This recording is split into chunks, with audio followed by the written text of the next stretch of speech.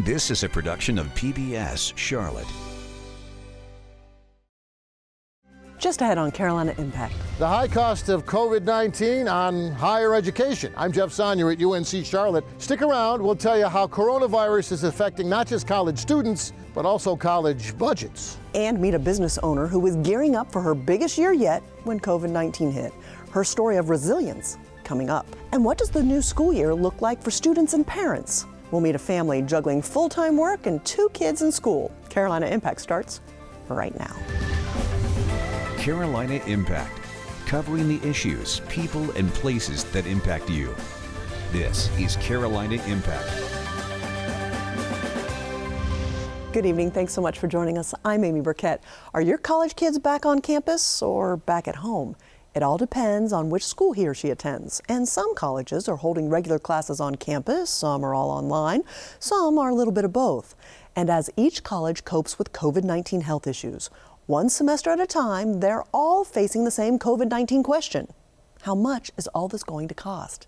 Carolina Impact's Jeff Sonnier is at UNC Charlotte with some answers. Hi, Jeff. Yeah, what started out as a budget pinch for colleges and then became a budget squeeze is now turning COVID-19 into a budget steamroller. And the reality here at UNC Charlotte and lots of other colleges is that while bringing students back to campus may be a health risk, keeping students off campus is definitely a financial risk that some colleges simply can't afford. 1, 2, 3. Graduating from college in the middle of coronavirus is pretty bad, pretty sad, really. Cap and gown photos with friends as 4 years of college ends doesn't really make up for the empty campus or the lost weeks of your last semester. But you know what may be just as bad? How about coming back to college in the middle of coronavirus? Pretty good semester, and then, everything kind of hit the fan. And we caught up with Ryan Prusha on moving out day last semester, when everybody here at UNC Charlotte thought they'd be moving back this semester. Yeah, who knows what's going to happen next year? We might not even come back in the fall. Yep, turns out Ryan's prediction back in May was right. His move in here at Belk Hall on hold for now, his senior year online for now, as UNC Charlotte extends its stay-at-home policy last semester to start this semester. Very eerie, just like a dead campus. It's different just having to basically sometimes teach yourself. Jameer Young says learning all online at the end of his freshman year was tough. And so was losing the end of his freshman of the year basketball season. What was that like? What is that like when suddenly it just kind of stops? It's definitely disappointing, I feel like people will be happy to get back, happy to start school again, just because it's been such a long time. And while Jameer worries about school and basketball, it's tough, yeah. It was hard for him. Jameer's mom worries about him. Once we got home, we could kind of put things into perspective and he could understand how serious the virus was and what was going on and what needed to happen to stay safe. I think he got used to the fact that we're in a situation that is definitely not the normal. We announced the difficult but necessary decision to delay the start of in-person instruction at UNC Charlotte for 3 weeks. Nope, this is definitely not the normal. Not for UNC Charlotte's new chancellor either. Will be online or remote. In fact, one of Sharon Gaber's first duties was putting her signature on this financial report, identifying potential worst-case scenarios resulting from COVID-19, including fall 2020's online-only reality. At UNC Charlotte, online only means losing $18 million in housing fees, $10.4 million in dining fees, and $5.4 million in parking fees for every semester students are off campus. And if fewer students enroll online at UNC Charlotte, well, the losses get even worse. Even a 5% drop in enrollment would result in a total loss of $93.5 million for this semester alone. At Central Piedmont Community College, Professor Shannon Blair opens the door and turns on the lights for English 111. Come on, what are you doing tomorrow morning? We're going to be in the classroom. Not the online version, but an actual on-campus class, teaching actual on-campus students. Any questions about that? In-person classes at Central Piedmont are starting out few and far between, but at least they have in-person classes. No student housing means no student clusters of COVID-19 here so far. Like I said to them today, there's just something you can't replace about a face-to-face interaction, even if we have to have masks on. We do need to get those students on campus. However, there is a bit of a fear among students, among faculty as well. We're just trying to lead. We're trying to give people a comfort level to try to keep the learning space as safe as possible. Central Piedmont's VP for Finance, Mike Whiteman, says it's all just a balancing act right now. Are you going to cause a cluster because you made this decision to allow, 5 more classes to open on campus? On the health side and the financial side. There's no money tree out there that we can grab from. There's no playbook. No playbook for this at all. It is still too early to predict with certainty what that budget loss will be, but we could be seeing $5 to $10 million in budget loss. Whiteman adds that one thing North Carolina colleges won't be doing to make up for those losses is raising tuition fees. Because we do not want to pass any of this hurt or budget pain onto the students. What COVID-19 budget cuts and enrollment losses could mean in the future, though, is fewer programs or classes on campus for students to choose from. But on many Carolina college campuses this school year, fewer choices for students is better than what they're starting with, which is pretty much no choice at all. Just have everything open back up again and get life back to normal would be great, because I don't know if I can go all the way through the rest of school just doing online. By the way, one other thing that colleges are seeing during this non-normal school year is the link between unemployment and enrollment. Now, usually when more people are out of work, that means also more people are signing up for college. Here at UNC Charlotte, enrollment is up over 30,000 for the first time ever. But at Central Piedmont, they're looking at an enrollment drop, which means either students may be afraid of the virus or they don't like the online college alternatives. Amy? Thanks so much, Jeff. North Carolina colleges are also getting some help from Washington, D.C. to keep up with the cost of COVID-19. CARES Act funding is awarded to colleges based on the number of students they have with financial need. And at least half of the money that colleges receive during the COVID crisis goes directly to emergency student financial aid. Well, remote learning adds a whole new layer of complexity to the COVID-19 turbulence, especially for families with younger children. Carolina Impact's Jason Terzis shows us how one single mom navigates these uncharted waters. They're typical siblings. 11-year-old Naya shooting hoops outside and doing handstands inside. She takes a while to warm up, but when she does, she's a really funny kid. Just listen to my voice. I'm totally an alien princess.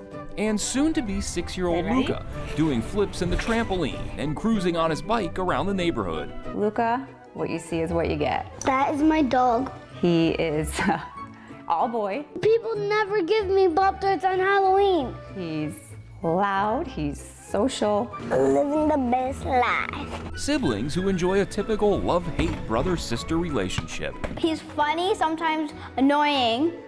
Hey! Toss in a visit from the TV guy and a microphone, and it's game on. Singing is the best. Oh, singing is fun. It's better than playing outside in the sun. Yeah, stage life. Yeah. That's fun. Kimberly Mall adopted Naya and Luca from Ethiopia, and up until this summer, the family had been living in Michigan. Having kids from Ethiopia, I wanted them to be exposed to more diversity, and we just didn't have that where we were living. Enticed by the warmer weather of the Carolinas and good friends already in the area, Kim decided to relocate to Charlotte and found the perfect home while visiting in the spring. What did you think when Mom said you guys were going to leave Michigan and come to North Carolina? Hate it. But then COVID happened. Well, lo and behold, right around closing time, literally the day we closed was the day after Charlotte had their stay-at-home order issued. I had kind of counted on them having the summer to meet the neighbor kids and develop friendships before school started. So not having that opportunity made it even harder. Working as a public health nurse, Kim was fortunate to land a job over the summer with the Cabarrus Health Alliance at the Mary Frances Wall Academy in Concord. There is one little itsy bitsy ditsy problem. That problem arose when the school district decided to go full remote learning for the fall. Instant panic. Putting Kim and so many other parents like her in a real bind. And then I thought, what am I going to do with my kids? And I think a lot of parents that I've talked to, that was their first thought is, how am I going to work? If I work from home, I can't get anything done. I can't help them with their schooling. Trying to juggle all of that. And just financially, that burden of having to pay for childcare when that wasn't something that was in the budget. Just as she was sorting through the various scenarios, Kim was offered a lifeline of sorts in the form of a newly created program at the local YMCA. Your muscles help you move, and if you didn't have muscles, your bones would be useless, right? They're providing childcare, but they're also helping them with their remote learning, which is beautiful, because that's the thing, is you can have a babysitter, but not necessarily somebody who can navigate all of the remote learning. In the Rowan Cabarrus YMCA Association, we have 6 different YMCAs, and we're all operating different versions of this program. And the kind of cool thing is it looks different based on the county that you're in. So even in Cabarrus County, we are fully online with our instruction right now for Cabarrus County schools. Versus in Rowan County, they're going to school a couple of days a week. So the Rowan programs look a little bit different than ours. At the West Cabarrus branch, the Y Academy groups the kids into 4 different classrooms with a total of 50 students, all socially distanced, of course. So we have 1 counselor per room, and then there's like a floating counselor that can kind of go help out. And then whenever you get done with all your stuff, let me know and I'll try to sign you off. One of those counselors is 20-year-old Matthew Hunt, a college student himself and Y Youth sports coach. He juggles his own classwork while helping kids out at the Y. Whenever I'm at my apartment learning and teaching and being online just as these kids, I can kind of relate with them and all the struggles that they have to go through, learning the difficulties of navigating the internet with the programs that their school wants them to use, and then same thing with me, I have to navigate the programs that my school wants me to use. For Kim, the program has been a godsend in so many ways, including the cost. It's half of what I would have paid a childcare provider through care.com. We offer care from 7 a.m. to 6 p.m. So for 11 hours, it's about $25 a day.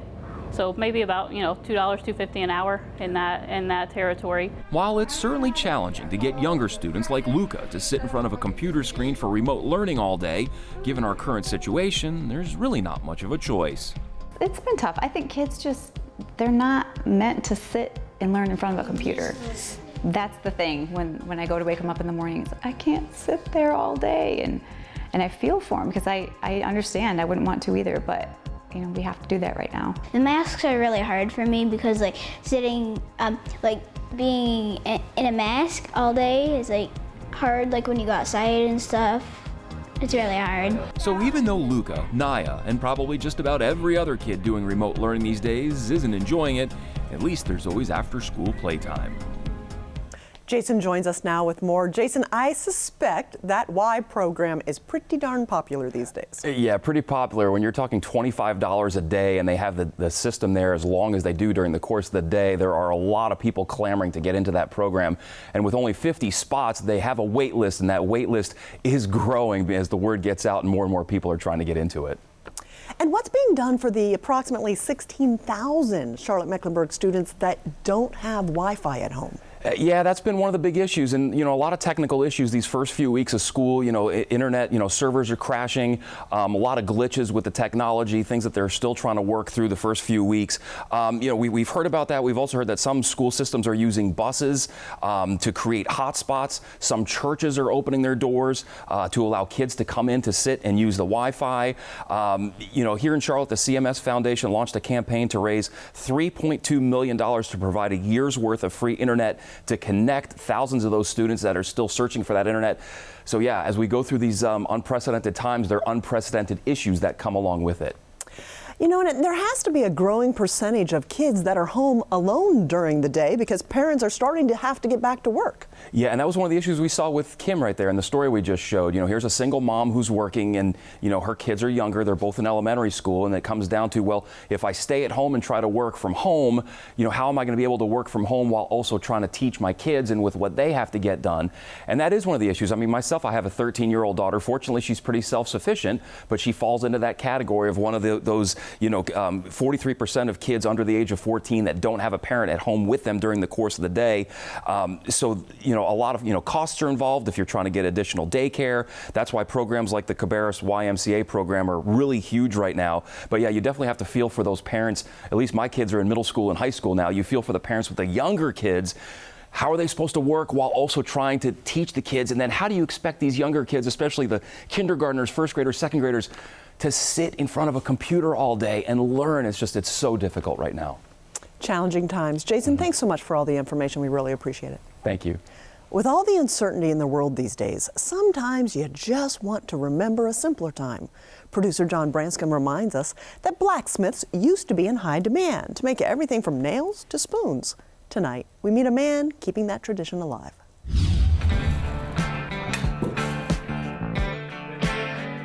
It's a very romanticized profession or craft. It's a lot of hot, hard, frustrating, failure-filled work. Something breaks, you just, you know, put another piece in the fire and get right back on it. My name is Jason Blanchett, and we're at Historic Rosedale. It's a historic property in north side of Charlotte. I love metal, and I loved welding, and I still do. The blacksmithing is different from those things. Initially, I thought it was pretty silly. Like, why would you, with all this technology we have CNC and all this stuff, why would you do this? Like, why would you hammer something? We have, you know, 5-axis, all these machines and stuff. Like, why would you do that? There's so much that you can't learn from any book anywhere that you have to learn from humans. And from people who have dedicated their lives to just shaping things out of metal, which is tough. It's very hard. Welding and blacksmithing are both applied sciences. You can know everything. You can know all the history of metallurgy. Like, I can have somebody teach me to forge weld 1,000 times, but until I can apply it myself, which I don't apply very well right now to give myself a lot of benefit, I still had to go back there and practice again and again and again. A smithy is what you call this building where you blacksmith at. Usually you have somebody else in the smithy with you. There's a kind of a dance where you're both paying every second of attention to the work and also paying attention to everything. Commercial and production blacksmithing, in the shops that I've been in, we've used propane forges. Coal gets a lot hotter, a lot faster. You're always manipulating the firebox. You're incorporating new coal, you're taking out the clinkers and the used pieces out, and you're kind of massaging how much of this heat you're going to use and then isolating it in your workpiece. It's a lot harder. The heat and everything works a lot faster, and you really have to stay on top of it more, I think. There's a lot of nonverbal cues that we use. I was going like this, and that, you know, that for a second that looks like, I don't know, maybe it's like fist bumping, but I'm telling Luke, to get on the bellows, I need more juice, I need more air. And he knows that I'm waiting for this critical moment. And then once that thing gets out the fire, then there's your dance. And the goal is to make this thing, and that's it. It connects you to a time that's not here anymore. Like where you go to a blacksmith for hinges, you go to blacksmith for a hammer, you go to blacksmith for a nail, you go to, you know, all this stuff, locks and things of that nature. You couldn't lock anything without getting somebody to make you a lock. Now, blacksmithing is more for the decorative elements and stuff like that, for architectural ironwork and things of that nature. I'm charged every day to know exactly what I'm making, to have it down to the detail, the 16th or the 64th or the 32nd, or the finish quality or the anchoring necessities for something. I'm kind of ruled by a lot of numbers and stuff. So here, the kind of how I go about this is a very free-flowing, personal expression kind of deal, where I try to communicate the techniques and stuff that are used and what I'm doing in general, but then just to let it be free, more free than what I get to express in my day-to-day fabrication and building.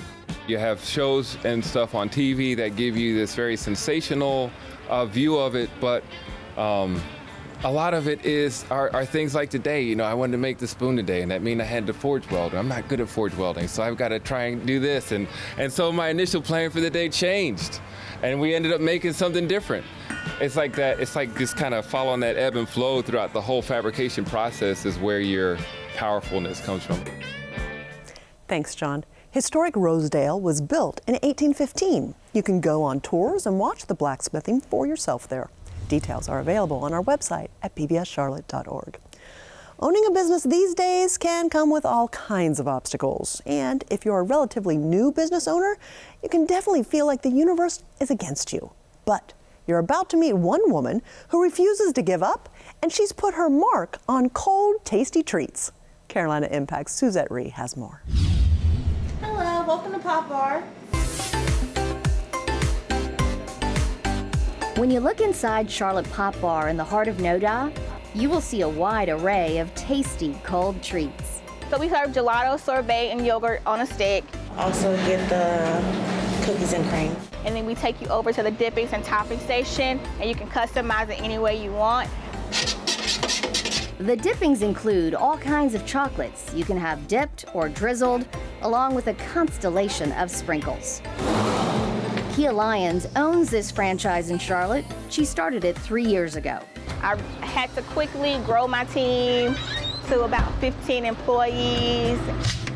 And we were here working long hours. Like, there were days where we would get up super early in the morning and start production.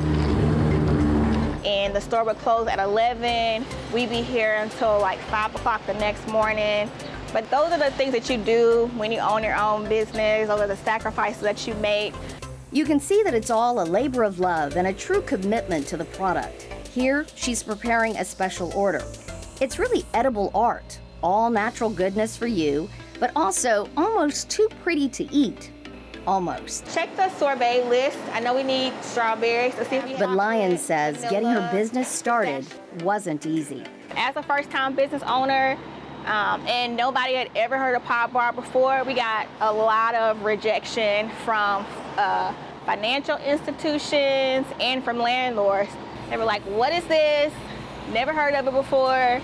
No. But she didn't give up, and that's the advice she'd give other entrepreneurs. We started looking around for different locations and just building relationships. When you start a business, you have to build an entire team. So looking for an accountant, looking for an attorney, looking for contractors. Took us about 9 months. Lyons says, expect the unexpected. Delays are normal, and do your homework. For her, location was key, and Noda, the eclectic neighborhood along North Davidson Street, has been perfect. We love this neighborhood. Noda is so artistic and eclectic, and it's a destination area. So people and families, they just come over here to just spend the day in Noda. So we have a ton of foot traffic over here, and I love that we're in a neighborhood, and so you're gonna naturally have just a bunch of loyal people that just take a walk from their home to come and enjoy Popbar. Neighbor Miriam Espaillet is a regular at Popbar. The kids enjoy it. They like having all the different options on what they can have on their bar. So it's a fun experience for the family. Many have their favorites. My favorite is the Oreo Popbar with the chocolate drizzle on top, on both sides. And with word of mouth and social media excitement, Charlotte Popbar has gotten noticed and connected with its customers. If you have not taken a picture in front of the purple wall, you have not been to Popbar. And so you'll find on all of our social media, you'll see a lot of our customers taking really cute pictures in front of the purple wall. But as Charlotte Popbar was really taking off in its 3rd season, Lyons and the world faced a pandemic and a devastating blow to the young and thriving business. I mean, I had absolutely no control over COVID-19, and all I could do was just adjust and, be patient with the situation and not panic. COVID has definitely affected us, and It's hit hard financially, but this is my dream. This is my husband's dream. And so I'm not gonna give up on it. You kind of really don't have a choice. But hanging on and navigating through a pandemic brings a whole new set of challenges. But Lyons says her customers and her community have really rallied behind her and her business. That part of this community has been really helpful, and just the people in the neighborhood wanting for us to be here. They've come and they've continued to support us by making purchases and coming in and telling us to hang in there. They belong here. They're part of us, and just being funky like Noda is, so it works well. Businesses, like people, give life to a community, and Kia Lyons and Charlotte Popbar have certainly done that for Noda. In an era where small businesses are moving out from the impact of a pandemic, Lyons is hanging on. For Lyons, this has been a dream come true. It's also a testament to her determination to succeed no matter what the odds or the pandemic in her way. She's determined to move forward, one pop bar at a time. For Carolina Impact, I'm Suzette Reed reporting. Thanks so much, Suzette. Kia Lyons recently expanded Charlotte Popbar into Camp North End on Statesville Road. Well, that's all we have time for this evening. Thanks so much for joining us. We always appreciate your time and look forward to seeing you back here again next time on Carolina Impact. Good night, my friends.